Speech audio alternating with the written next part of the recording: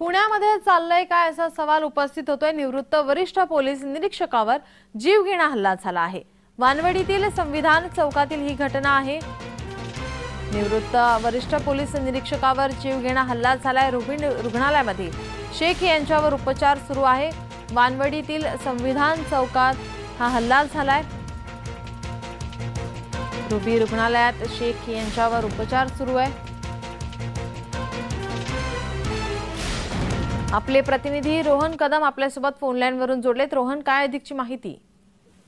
नीलम, खरं तर गेल्या काही दिवसांपासून गुन्हेगारी जी आहे ती पुण्यातली अतिशय टोकाला गेलेली पाहायला मिळते आणि यातून कोणीच वाचत नाहीये। कालचा हा धक्कादायक प्रकार पुण्यातल्या वानवडी परिसरामध्ये घडलेला पाहायला मिळतोय आणि याच वानवडी परिसरामध्ये गेल्या काही दिवसांपासून कोयत्याच्या देखील कोयता गँगच्या देखील एक दोन घटना ज्या आहेत त्या मोठ्या उघडकीस आलेल्या होत्या आणि त्यांचा हायदोस पाहायला मिळाला होता।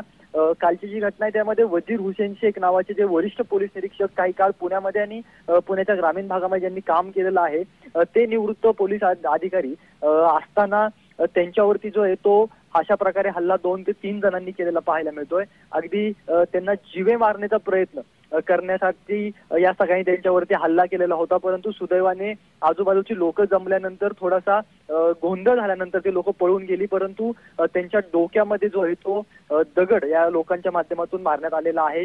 त्यांच्या डोळ्यांवरती देखील खूप मोठा घाव जो आहे तो या सगळ्या पोरांनी केलेला पाहायला मिळाला। नेमकं हे का घडलेलं आहे, कोरोनामुळे घडलेलं आहे, काय ह्याच्या मागची पार्श्वभूमी आहे ती अद्याप समोर आलेली नाहीये, परंतु असा प्रकार होणं अतिशय दुर्दैवी मानलं जाते। कारण का एक वरिष्ठ पोलीस निरीक्षक म्हणून ज्यांनी काम केलेलं आहे त्यांच्यावरती असा हल्ला झाल्यामुळे पुण्यातील सर्वसामान्य नागरिक तर सुरक्षित नाहीतच, परंतु पोलीस अधिकारी देखील आता सुरक्षित नाहीत का असा सवाल जो आहे तो पुणेकर नागरिक उपस्थित करताना पाहायला मिळतोय। पुण्यातल्या वानवडी परिसरामध्ये 8:30च्या सुमारास जो आहे तो संविधान चौकामध्ये हा सगळा प्रकार घडलेला आहे। वानवडी पोलीस स्टेशनच्या माध्यमातून सध्या तपास केला जातोय, सीसीटीव्हीचा शोध घेतला जातोय, परंतु अद्याप जे आहेत त्याच्यातले आरोपी जे आहेत ते पकडले गेलेले नसल्याची माहिती मिळते, परंतु पोलिसांनी जे आहेत त्यासाठीचे प्रयत्न सध्या सुरू केलेले पाहायला मिळत आहेत। धन्यवाद रोहन, तुम्ही दिलेल्या माहितीसाठी।